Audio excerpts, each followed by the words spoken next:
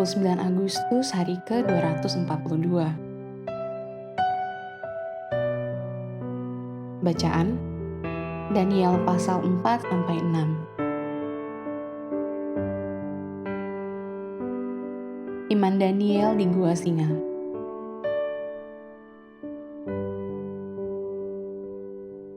Garis besar, bagian hari ini menunjukkan kedaulatan Allah Israel bagi bangsa dan umatnya. Karena kesombongan Nebukadnezar, dia dipojokkan untuk hidup seperti ternak di ladang. Ketika dia kembali normal, Nebukadnezar memberikan kesaksian kepada orang siapakah Tuhan surga dan bumi. Cucu laki-laki Nebukadnezar, Belsyazar, melihat tangan Tuhan secara harfiah dengan cara yang berbeda. Di tengah-tengah pesta yang memabukkan, jari Tuhan muncul untuk menuliskan hukum mati Belsyazar di dinding istana. Malam itu juga, Darius menaklukkan Belshazzar dan kerajaan Babel jatuh. Akhirnya, pada masa pemerintahan Darius, Tuhan menunjukkan kekuatan perlindungannya dalam kehidupan Daniel dengan menutup mulut singa.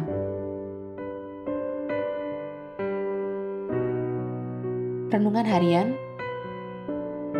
Gadis kecil itu baru berusia beberapa minggu ketika dia mengidap penyakit mata. Orang tuanya membawanya ke dokter dan dalam proses pengobatan, dokter secara tidak sengaja memberikan obat yang salah. Akibatnya, gadis itu menjadi buta secara permanen. Namun terlepas dari kebutaannya, ia menyusun lebih dari 8.000 himne selama hidupnya. Menjelang akhir hidupnya, Fanny Crosby, seorang teman bertanya kepadanya, "Apakah Anda pernah merasa kepahitan terhadap Tuhan atas tindakan dokter tersebut?" Dia menjawab, "Tidak. Anda lihat, mungkin kesalahan ada pada bagian dokter, tetapi tidak pada bagian Tuhan."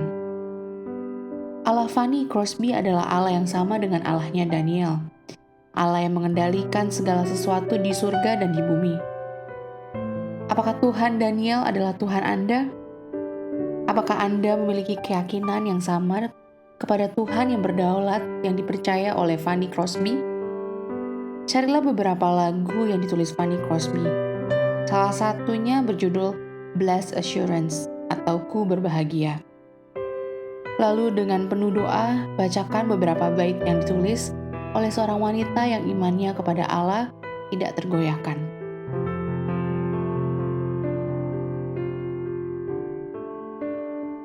Tuhan memberikan kekuatan untuk menanggung setiap masalah, tepat pada waktunya.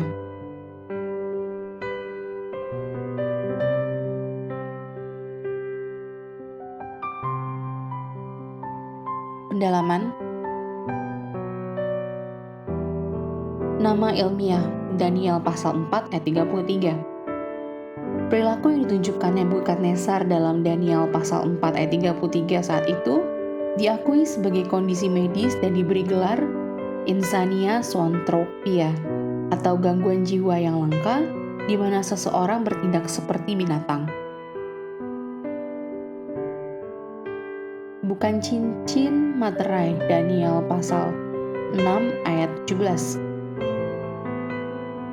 Darius dan para bangsawannya menyegel lubang singa yang merupakan makam Daniel untuk mencegah gangguan dari luar. Pasal 6 ayat 17. Ratusan tahun kemudian, Pilatus juga menyegel sebuah kuburan untuk mencegah campur tangan manusia pada tubuh Yesus. Tetapi segel raja tidak dapat menghentikan kekuatan Tuhan.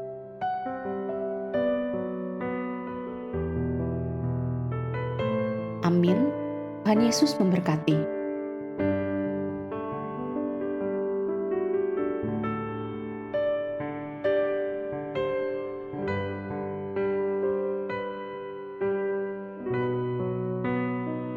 Daniel pasal 4. Nebukadnezar meninggikan diri dan direndahkan. Dari Raja Nebukadnezar kepada orang-orang dari segala bangsa, suku bangsa dan bahasa yang diam di seluruh bumi. Bertambah-tambahlah kiranya kesejahteraanmu. Aku berkenan memaklumkan tanda-tanda dan mukjizat-mukjizat yang telah dilakukan Allah yang Maha Tinggi kepadaku. Betapa besarnya tanda-tandanya dan betapa hebatnya Musisat-musisatnya, kerajaannya adalah kerajaan yang kekal dan pemerintahannya turun-temurun. Aku Nebukadnezar diam dalam rumahku dengan tenang dan hidup dengan senang dalam istanaku. Lalu aku mendapat mimpi yang mengejutkan aku, dan khayalanku di tempat tidurku, serta penglihatan-penglihatan yang kulihat menggelisahkan aku. Maka aku mengeluarkan titah bahwa semua orang bijaksana di Babel harus dibawa menghadap aku, supaya mereka memberitahukan kepadaku makna mimpi itu. Kemudian orang-orang berilmu, ahli jampi, para kasdim, dan ahli nujum datang menghadap, dan aku menceritakan kepada mereka mimpi itu, tetapi mereka tidak dapat memberitahukan maknanya kepadaku. Pada akhirnya Daniel datang menghadap aku, yakni Daniel yang dinamai Belsasar menurut nama dewaku, dan yang penuh dengan roh para dewa yang kudus. Lalu kuceritakan kepadanya mimpi itu. Hai Belsasar, kepala orang-orang berilmu, aku tahu bahwa engkau penuh dengan roh para dewa yang kudus, dan bahwa tidak ada rahasia yang sukar bagimu. Sebab itu inilah riwayat penglihatan mimpi yang kudapat. Maka ceritakanlah kepadaku maknanya. Adapun penglihatan yang kudapat di tempat tidurku itu demikian. Di tengah-tengah bumi ada sebatang pohon yang sangat tinggi. Pohon itu bertambah besar dan kuat, tingginya sampai ke langit, dan dapat dilihat sampai ke ujung seluruh bumi. Daun-daunnya indah, buahnya berlimpah-limpah. Padanya ada makanan bagi semua yang hidup. Di bawahnya binatang-binatang di padang mencari tempat bernaung, dan di dahan-dahannya bersarang burung-burung di udara, dan segala makhluk mendapat makanan daripadanya. Kemudian dalam penglihatan yang kudapat di tempat tidurku itu, tampak seorang penjaga, seorang kudus, turun dari langit. Ia berseru dengan nyaring demikian katanya, tebanglah pohon itu dan potonglah dahan-dahannya. Gugurkanlah daun-daunnya dan hamburkanlah buah-buahnya. Biarlah binatang-binatang lari dari bawahnya dan burung-burung dari dahan-dahannya. Tetapi biarkanlah tunggulnya tinggal di dalam tanah, terikat dengan rantai dari besi dan tembaga, di rumput muda di padang. Biarlah ia dibasahi dengan embun dari langit, dan bersama-sama dengan binatang-binatang mendapat bagiannya dari rumput di bumi. Biarlah hati manusianya berubah, dan diberikan kepadanya hati binatang. Demikianlah berlaku atasnya, sampai 7 masa berlalu. Titah ini adalah menurut putusan para penjaga, dan hal ini menurut perkataan orang-orang kudus, supaya orang-orang yang hidup tahu bahwa Yang Maha Tinggi berkuasa atas kerajaan manusia, dan memberikannya kepada siapa yang dikehendakinya. Bahkan orang yang paling kecil sekalipun dapat diangkatnya untuk kedudukan itu. Itulah mimpi yang telah kudapat, aku Raja Nebukadnezar. Sekarang engkau, Belsasar, katakanlah kepadaku maknanya, sebab semua orang bijaksana dari kerajaanku tidak dapat memberitahukan maknanya kepadaku. Tetapi engkaulah yang sanggup, karena engkau penuh dengan roh para dewa yang kudus. Lalu berdirilah Daniel yang namanya Belsasar, tercengang beberapa saat. Pikiran-pikirannya menggelisahkan dia. Berkatalah raja, Belsasar, janganlah mimpi, dan maknanya itu menggelisahkan engkau. Belsasar menjawab, Tuanku, biarlah mimpi itu tertimpa atas musuh tuanku, dan maknanya atas seteru tuanku. Pohon yang tuanku lihat itu yang bertambah besar dan kuat, yang tingginya sampai ke langit, dan yang terlihat sampai ke seluruh bumi, yang daun-daunnya indah dan buahnya berlimpah-limpah, dan padanya ada makanan bagi semua yang hidup, yang di bawahnya ada binatang-binatang di padang, dan di dahan-dahannya bersarang burung-burung di udara.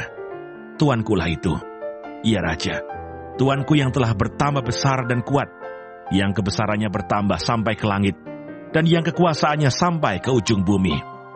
Tentang yang tuanku raja lihat, yakni seorang penjaga, seorang kudus yang turun dari langit, sambil berkata, tebanglah pohon ini dan binasakanlah dia. Tetapi biarkanlah tunggulnya ada di dalam tanah, terikat dengan rantai dari besi dan tembaga, di rumput muda di padang, dan biarlah ia dibasahi dengan embun dari langit, dan mendapat bagiannya bersama-sama dengan binatang-binatang di padang. Hingga sudah berlaku yang demikian atasnya sampai 7 masa berlalu. Inilah maknanya ya raja, dan inilah putusan Yang Maha Tinggi mengenai tuanku raja. Tuanku akan dihalau dari antara manusia, dan tempat tinggal tuanku akan ada di antara binatang-binatang di padang. Kepada tuanku akan diberikan makanan rumput seperti kepada lembu, dan tuanku akan dibasahi dengan embun dari langit. Dan demikianlah akan berlaku atas tuanku, sampai 7 masa berlalu, hingga tuanku mengakui bahwa Yang Maha Tinggi berkuasa atas kerajaan manusia, dan memberikannya kepada siapa yang dikehendakinya. Yang dikatakan tentang membiarkan tunggul pohon itu berarti, kerajaan tuanku akan kembali tuanku pegang segera, sesudah tuanku mengakui bahwa sorgalah yang mempunyai kekuasaan. Jadi, ya Raja, biarlah nasihatku berkenan pada hati tuanku. Lepaskanlah diri tuanku daripada dosa dengan melakukan keadilan, dan daripada kesalahan dengan menunjukkan belas kasihan terhadap orang yang tertindas. Dengan demikian kebahagiaan tuanku akan dilanjutkan.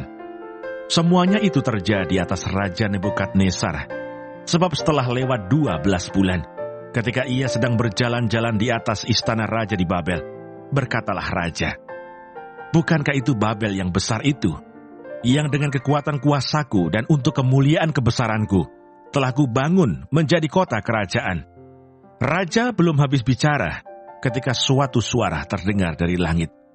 "Kepadamu dinyatakan, ya Raja Nebukadnezar, bahwa kerajaan telah beralih daripadamu. Engkau akan dihalau dari antara manusia, dan tempat tinggalmu akan ada di antara binatang-binatang di padang. Kepadamu akan diberikan makanan rumput seperti kepada lembu, dan demikianlah akan berlaku atasmu sampai 7 masa berlalu, hingga engkau mengakui bahwa Yang Maha Tinggi berkuasa atas kerajaan manusia, dan memberikannya kepada siapa yang dikehendakinya."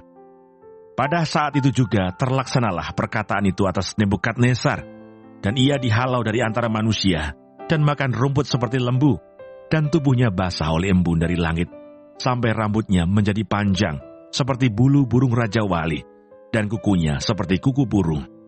Tetapi setelah lewat waktu yang ditentukan, aku, Nebukadnezar, menengadah ke langit, dan akal budiku kembali lagi kepadaku.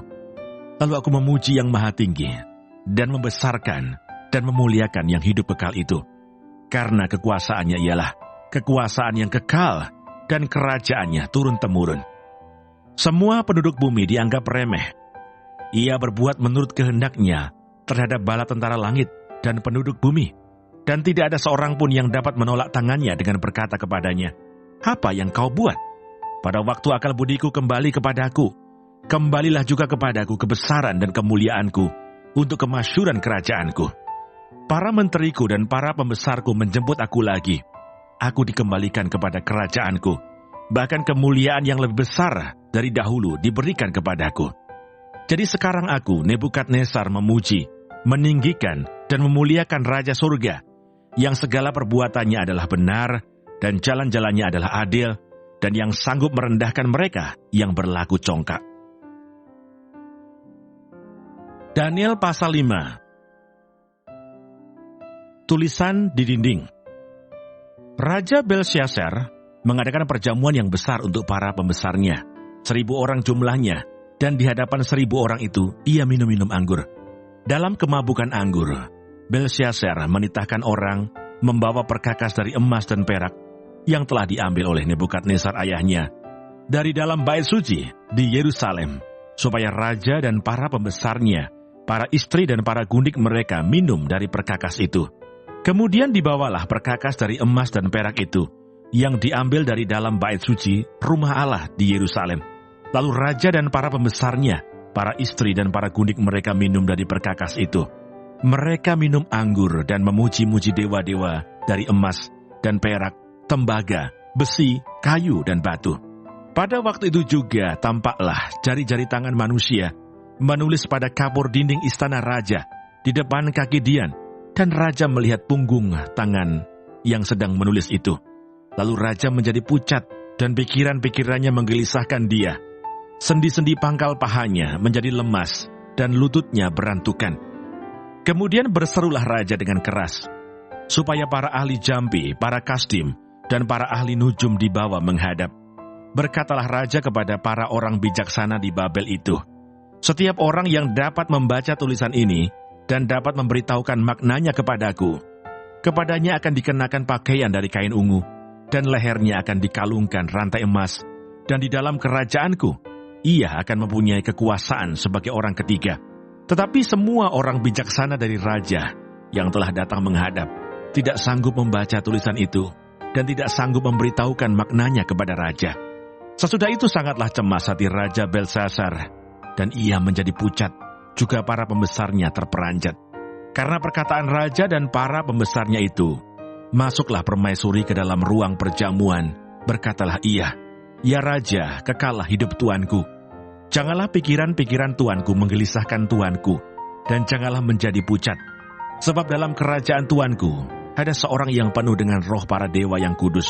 Dalam zaman ayah tuanku, ada terdapat pada orang itu kecerahan, akal budi, dan hikmat, yang seperti hikmat para dewa. Ia telah diangkat oleh Raja Nebukadnezar ayah tuanku, menjadi kepala orang-orang berilmu, para ahli jampi, para kasdim, dan para ahli nujum.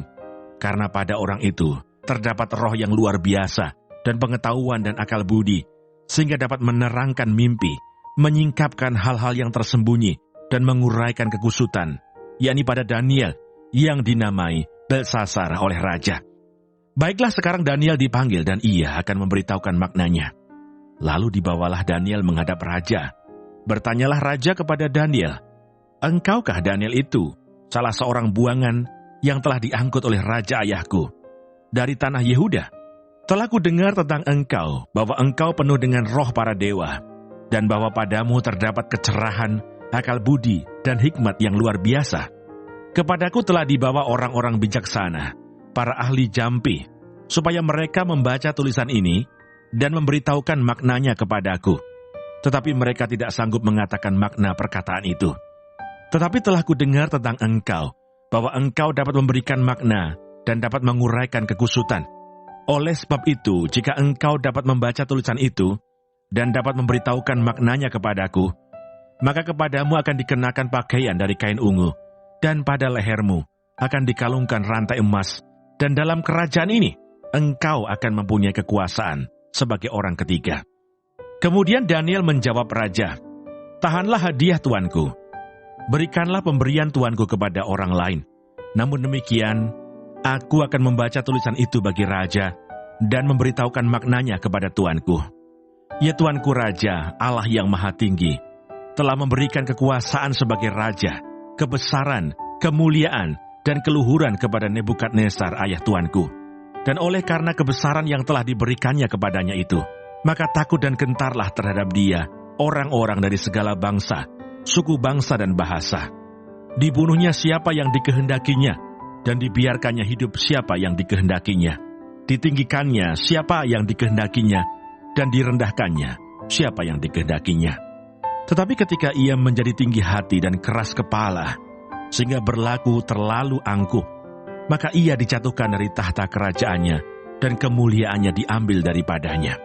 Ia dihalau dari antara manusia, dan hatinya menjadi sama seperti hati binatang, dan tempat tinggalnya ada di antara keledai hutan. Kepadanya diberikan makanan rumput seperti kepada lembu, dan tubuhnya basah oleh embun dari langit, sampai ia mengakui bahwa Allah yang maha tinggi berkuasa atas kerajaan manusia, dan mengangkat siapa yang dikehendakinya untuk kedudukan itu. Tetapi tuanku Belsasar, anaknya, tidak merendahkan diri, walaupun tuanku mengetahui semuanya ini. Tuanku meninggikan diri terhadap yang berkuasa di sorga. Perkakas dari baitnya dibawa orang kepada tuanku. Lalu tuanku serta para pembesar tuanku, para istri dan para gundik tuanku, telah minum anggur dari perkakas itu. Tuanku telah memuji-muji dewa-dewa dari perak dan emas, dari tembaga, besi, kayu dan batu, yang tidak dapat melihat atau mendengar atau mengetahui, dan tidak tuanku muliakan Allah, yang menggenggam nafas tuanku, dan menentukan segala jalan tuanku. Sebab itu ia menyuruh punggung tangan itu, dan dituliskanlah tulisan ini. Maka inilah tulisan yang tertulis itu, Mene, Mene, Tekel Ufarsin. Dan inilah makna perkataan itu. Mene, masa pemerintahan tuanku dihitung oleh Allah dan telah diakhiri. Tekel, tuanku ditimbang dengan neraca dan didapati terlalu ringan. Peres, kerajaan tuanku dipecah dan diberikan kepada orang Media dan Persia. Lalu atas titah Belsasar, dikenakanlah kepada Daniel pakaian dari kain ungu, dan pada lehernya dikalungkan rantai emas, dan dimaklumkanlah tentang dia bahwa di dalam kerajaan ia akan mempunyai kekuasaan sebagai orang ketiga. Pada malam itu juga terbunuhlah Belsasar, raja orang Kasdim itu. Daniel pasal 6. Gua Singa. Darius orang Media menerima pemerintahan ketika ia berumur 62 tahun. Lalu berkenanlah Darius mengangkat 120 wakil-wakil raja atas kerajaannya. Mereka akan ditempatkan di seluruh kerajaan. Membawai mereka diangkat pula 3 pejabat tinggi, dan Daniel adalah salah satu dari ketiga orang itu. Kepada merekalah para wakil-wakil raja harus memberi pertanggungan jawab supaya raja jangan dirugikan. Maka Daniel ini melebihi para pejabat tinggi dan para wakil raja itu, karena ia mempunyai roh yang luar biasa, dan raja bermaksud untuk menempatkannya atas seluruh kerajaannya. Kemudian para pejabat tinggi dan wakil raja itu mencari alasan dakwaan terhadap Daniel dalam hal pemerintahan, tetapi mereka tidak mendapat alasan apapun atau sesuatu kesalahan, sebab ia setia dan tidak ada didapati sesuatu kelalaian atau sesuatu kesalahan padanya. Maka berkatalah orang-orang itu, kita tidak akan mendapat suatu alasan dakwaan terhadap Daniel ini, kecuali dalam hal ibadahnya kepada Allahnya. Kemudian bergegas-gegaslah para pejabat tinggi dan wakil raja itu menghadap raja, serta berkata kepadanya, "Ya Raja Darius, kekalah hidup tuanku. Semua pejabat tinggi kerajaan ini, semua penguasa dan wakil raja, para menteri dan bupati telah mufakat, supaya dikeluarkan kiranya suatu penetapan raja, dan ditetapkan suatu larangan, agar barang siapa yang dalam 30 hari menyampaikan permohonan kepada salah satu dewa atau manusia, kecuali kepada tuanku ya Raja, maka ia akan dilemparkan ke dalam gua singa. Oleh sebab itu ya Raja, keluarkanlah larangan itu, dan buatlah suatu surat perintah yang tidak dapat diubah, menurut undang-undang orang Media dan Persia, yang tidak dapat dicabut kembali. Sebab itu Raja Darius membuat surat perintah dengan larangan itu. Demi didengar Daniel bahwa surat perintah itu telah dibuat, pergilah ia ke rumahnya. Dalam kamar atasnya ada tingkap-tingkap yang terbuka ke arah Yerusalem. 3 kali sehari ia berlutut, berdoa, serta memuji Allahnya, seperti yang biasa dilakukannya. Lalu orang-orang itu bergegas-gegas masuk dan mendapati Daniel sedang berdoa dan bermohon kepada Allahnya. Kemudian mereka menghadap raja dan menanyakan kepadanya tentang larangan raja.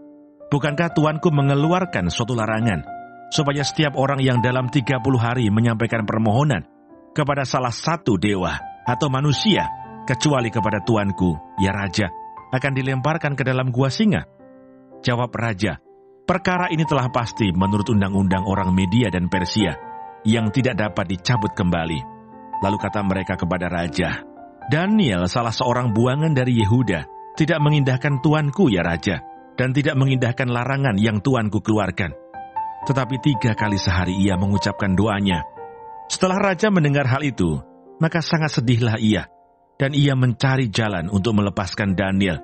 Bahkan sampai matahari masuk, ia masih berusaha untuk menolongnya. Lalu bergegas-gegaslah orang-orang itu menghadap raja, serta berkata kepadanya, ketahuilah ya Raja bahwa menurut undang-undang orang Media dan Persia, tidak ada larangan atau penetapan yang dikeluarkan raja yang dapat diubah. Sesudah itu raja memberi perintah, lalu diambillah Daniel dan dilemparkan ke dalam gua singa. Berbicaralah raja kepada Daniel, Allahmu yang kau sembah dengan tekun, dialah kiranya yang melepaskan engkau. Maka dibawalah sebuah batu dan diletakkan pada mulut gua itu. Lalu raja mencap itu dengan cincin meterainya dan dengan cincin meterai para pembesarnya, supaya dalam hal Daniel tidak dibuat perubahan apa-apa. Lalu pergilah raja ke istananya, dan berpuasalah ia semalam-malaman itu. Ia tidak menyuruh datang penghibur-penghibur, dan ia tidak dapat tidur. Pagi-pagi sekali ketika fajar menyingsing, bangunlah raja dan pergi dengan buru-buru ke gua singa. Dan ketika ia sampai dekat gua itu, berserulah ia kepada Daniel dengan suara yang sayu. Berkatalah ia kepada Daniel, Daniel, hamba Allah yang hidup, Allahmu yang kau sembah dengan tekun, telah sanggupkah ia melepaskan engkau dari singa-singa itu? Lalu kata Daniel kepada raja, ya Raja, kekalah hidupmu. Allahku telah mengutus malaikatnya untuk mengatupkan mulut singa-singa itu, sehingga mereka tidak mengapa-ngapakan aku. karena ternyata aku tak bersalah di hadapannya. Tetapi juga terhadap tuanku ya Raja, aku tidak melakukan kejahatan. Lalu sangat sukacitalah Raja, dan ia memberi perintah supaya Daniel ditarik dari dalam gua itu. Maka ditariklah Daniel dari dalam gua itu, dan tidak terdapat luka apa-apa padanya, karena ia percaya kepada Allahnya. Raja memberi perintah, lalu diambillah orang-orang yang telah menuduh Daniel, dan mereka dilemparkan ke dalam gua singa, baik mereka maupun anak-anak dan istri-istri mereka. Belum lagi mereka sampai ke dasar gua itu, singa-singa itu telah menerkam mereka, bahkan meremukkan tulang-tulang mereka. Kemudian Raja Darius mengirim surat kepada orang-orang dari segala bangsa, suku bangsa dan bahasa yang mendiami seluruh bumi, bunyinya, "Bertambah-tambahlah kiranya kesejahteraanmu.